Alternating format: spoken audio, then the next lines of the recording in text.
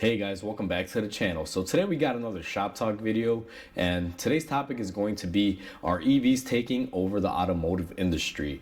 Now before we go ahead and begin and start talking about this topic, guys, if you guys haven't subscribed to the channel, hit the subscribe button down below. It'll definitely help the channel grow. And with that said, let's go ahead and get into today's topic. Reasons why I don't believe EVs are going to take over, guys, is quite simple. Now the first one is going to be that not all EVs are going to be able to take the place of their gasoline counterparts, simply because certain EVs can't do what certain gas models can do. The best example for this would be, let's say, municipality cars, things like ambulances, fire trucks, police cars. Now I have a buddy of mine that's a police officer, and I've asked them, like, hey, do you guys always have the same cars, or how does it work when it comes to the cars? I don't know if they were always switching them out, or they were always a specific designated car. He told me that the way it works is, whoever runs first shift for the 8 or 9 hours, they'll use the car. Then the car will go in at the end of their shift. It'll get gassed up or washed or whatever they have to do, and then it goes out on the road for the second time, just for the next shift. And that car pretty much never gets turned off, from what he told me, unless it's going in to get an oil change or get some sort of service. So it's put through some extreme severe duty. And quite simply, I can't see any EV car out there doing that. Most EV cars right now, even the best ones out there, I think offer somewhere around maybe 300 or 400 miles worth of range. And I'm gonna say that very loosely because temperature has an effect. A lot of how much electronics you use on the inside can take effect. And if you guys want to know anything about police cars, is they do run power because they have radios, they have lights, they have sirens. So even if you have a 400-mile range EV car, I think 400 miles would be pretty good during the day for a police car. But you add the radios, the sirens, the horns, and everything they got to do with the lights, that would cut that down pretty significantly. Plus, can you imagine an all-electric police car squad? Imagine they're chasing someone, and all of a sudden the car runs out of juice and says 10 miles left. Like, what do you do in that scenario? You're just gonna let them get away. So in situations like this, that's why I think that not all cars are going to become EVs, because simply they just can't take the place of it. Alright guys, so the second reason for why I don't think EVs are going to be taking over the world, and this is going to be pretty much just my actual opinion, and I'm going to put myself into this category, is going to be the consumer market and what we're familiar with. Now, I'm a consumer just like everyone out there, and for all of my life I've always owned a gas powered vehicle or diesel vehicle. When I say gas, I'm going to be referring to either diesel and gas, just internal combustion engine, guys, so we're all familiar with that because I've owned a mix throughout the years. But either way, for the past, I want to say 7 years, I've been driving a 5.6 liter Nissan V8 around every day. That's my family vehicle. It takes my family out on vacations and whatever it is that we're going to be doing together. It's also my work vehicle. It helps me haul stuff back and forth to the shop, when I need materials, equipment, or anything. And then it's also my play vehicle that, when, let's say, it's snowing and some snow plow company built a nice little mountain of snow, I'm going to climb it and have a little fun, or, go to the local parking lot and do some, four-wheel drive donuts in the parking lot. It's a multi-use vehicle for me, and I absolutely love it. Now, I love driving my truck simply because I know what I get miles per gallon. I know what it's capable of, and what it can haul, and how much of it I can haul at a time. And I know about its longevity and dependability. I mean, I've had this thing for years, so I'm very familiar with it, and I know a lot about it. So I'm very comfortable with it. Now, imagine I go to the dealership, and let's say I'm ready to go buy a new truck or a new car. And let's say they offer me a truck in the configuration that I have right now, which is a 5.6 liter V8 or a equivalency in electric. Now, most consumers, guys, and most people that are on this earth go with what they know. And I'm going to be the same way. As much as I like trying new things, I mean, there's a certain amount of things that I would like to try that are new. Like, I'm okay for going out and trying a new restaurant or some new style food or something. But if it's going to be something like a big decision, like my transportation and my daily driver, I'm going to be very critical over it. And more than likely, I'm going to go with what I'm familiar with, which is going to be the gas powered engine. Especially someone like me, guys. I have one vehicle that I use aside from, let's say, my shop truck, which is mainly a shop vehicle. But I like to have a car that's multifaceted that I know I could get in and just drive and not have issues with it. And I can't say that's going to be the case with the electric car. Now, I'm not saying the electric car is going to break down, but the biggest thing for most consumers and me right now is if, let's say, I want to drive 1,000 miles, I know that my truck can get around 350 miles a gallon with the way I drive it. So I know if I'm trying to go 1,000 miles, I'll probably have about 3 fill-ups in my truck. When it comes down to the electric car, I mean, there can be a lot of factors, guys. I mean, if you think about it, if it's cold out, how road conditions are, if you're going uphill or downhill, that'll significantly change your range.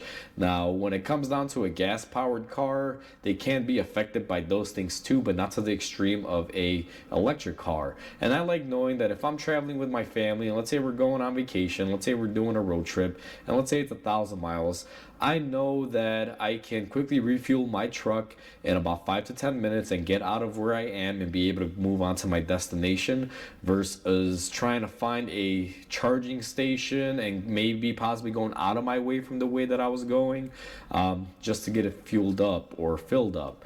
Now, there are a lot of charging stations out there. I'm not saying that they're impossible to find, but realistically, I mean, gasoline engines have been around forever. There's gas stations everywhere, guys. They're wildly adopted almost anywhere you go in America.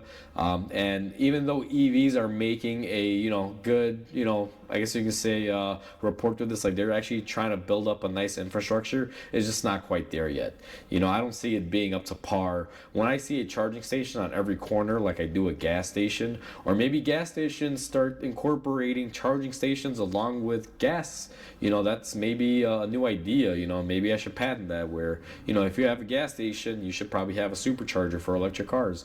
Maybe you'll make, money that way. But until something like that gets incorporated where it's very accessible, meaning like I can, like right now where I'm at, I could literally walk to 2 gas stations within 10 minutes. Like they're that close to me. If I want a power charging station, I'm gonna be walking quite a bit because there's no power charging station near me, or at least not one that's easily accessible. So that's just the thing with that, guys. Consumers go with what they know, and for right now, if you live the type of life like my lifestyle where you're not always going to be in one place doing the same thing over and over, you may trust the gasoline powered engine more, or the gas powered car, because fuel is always available, mechanics are always available. I mean, there's support for it everywhere. When it comes to an electric car, if you look at some of the name brands right now, I'm not going to mention any names in this video, but if you buy one of their electric cars, you gotta wait for them to be able to service it at one of their officially recognized service stations that's owned by them. It's just a headache. I like knowing that even though I'm a mechanic, if I am in Wisconsin and my truck breaks down, I can just stop at a mechanic shop and they can fix my car.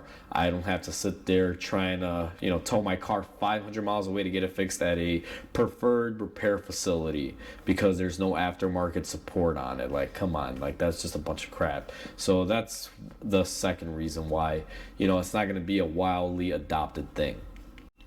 Alright guys, so the third reason why it's not going to be adopted and they're not going to take over the world like people are saying they are, or at the rate that everyone is saying that they will be, is because the cost of these cars, guys. Realistically, if I'm in the market to buy a sedan and I go to a dealership and I see an electric version and a gas version of the same car, you will probably find that the electric version costs about the same, if not more. And the tax credits that you get, they may help you out if they still offer some sort of incentives, but realistically it's not going to be that much. Now, I could be wrong on this. I've never gone into buying an electric car, but I've seen electric let's say sedans versus their gas counterparts, and I've seen most of them actually be more expensive. If you're going to go buy a let's say a luxury fully loaded sedan, and you're spending, let's say, 50 grand, an electric counterpart to that will be 60, maybe 70.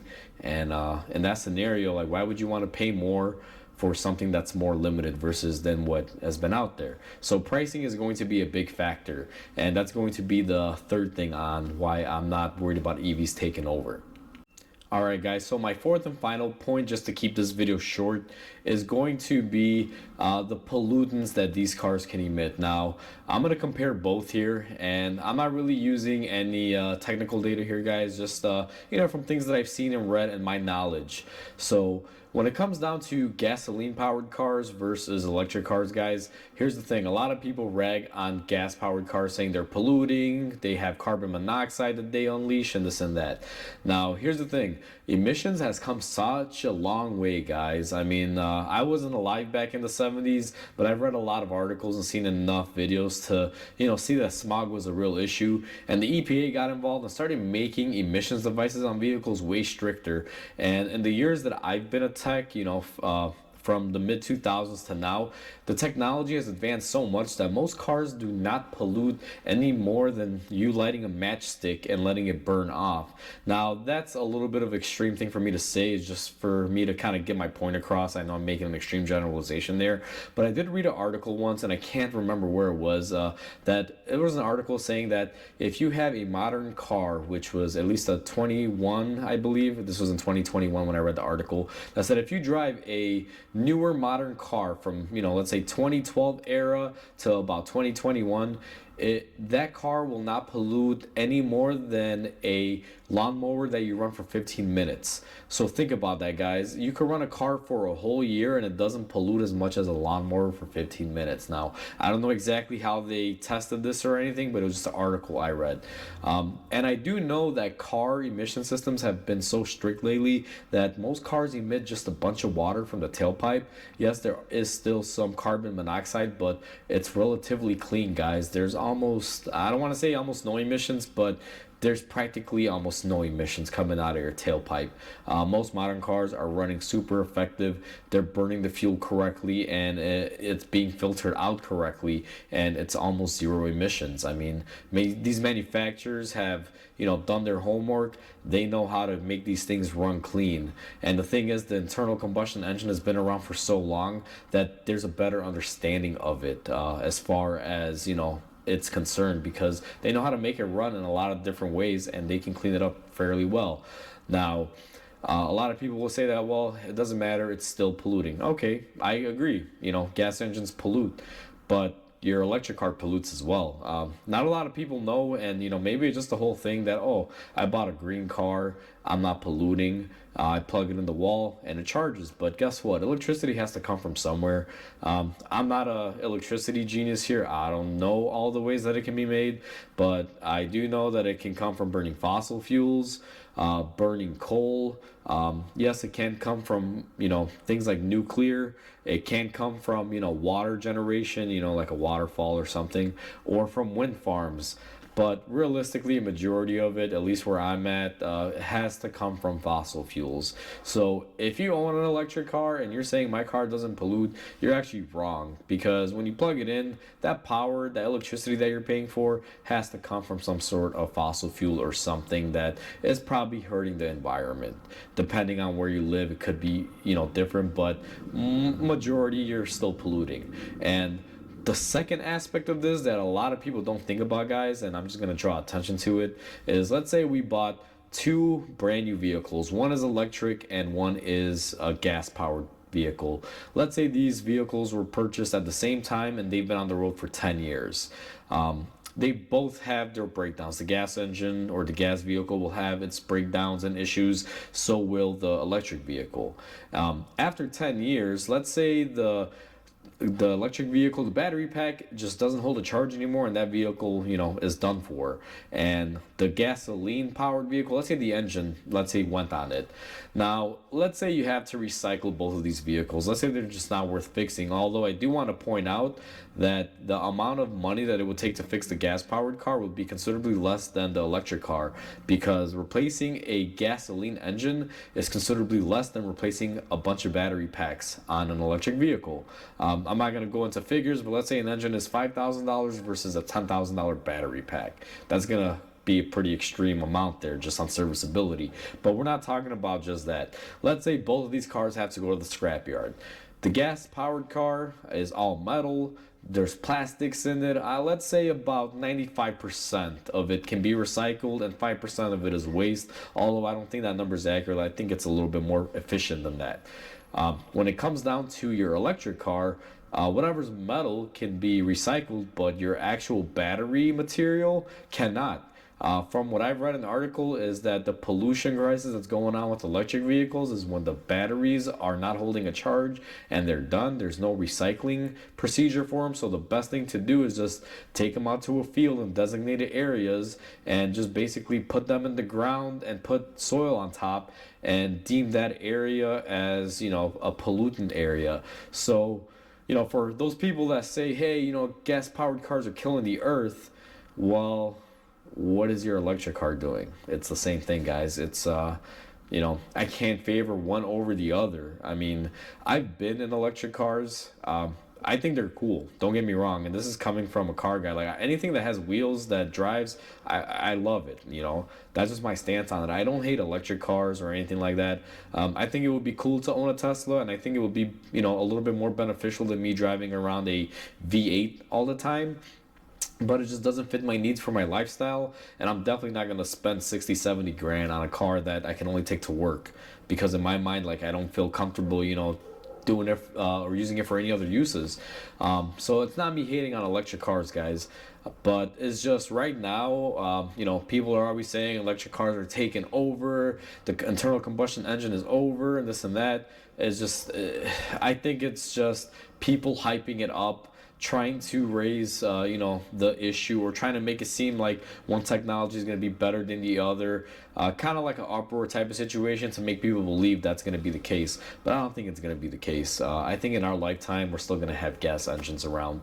There's been a lot of videos on YouTube that talk about this topic, guys, and they all pretty much bring up the same points. But this is just my stance on it and my 2 cents into the bucket. So with that said, guys, I would love to hear your comments on this. So please comment, like, and subscribe, because it definitely helps the channel grow. And I hope you guys have a wonderful day, and I'll catch you guys on the next video.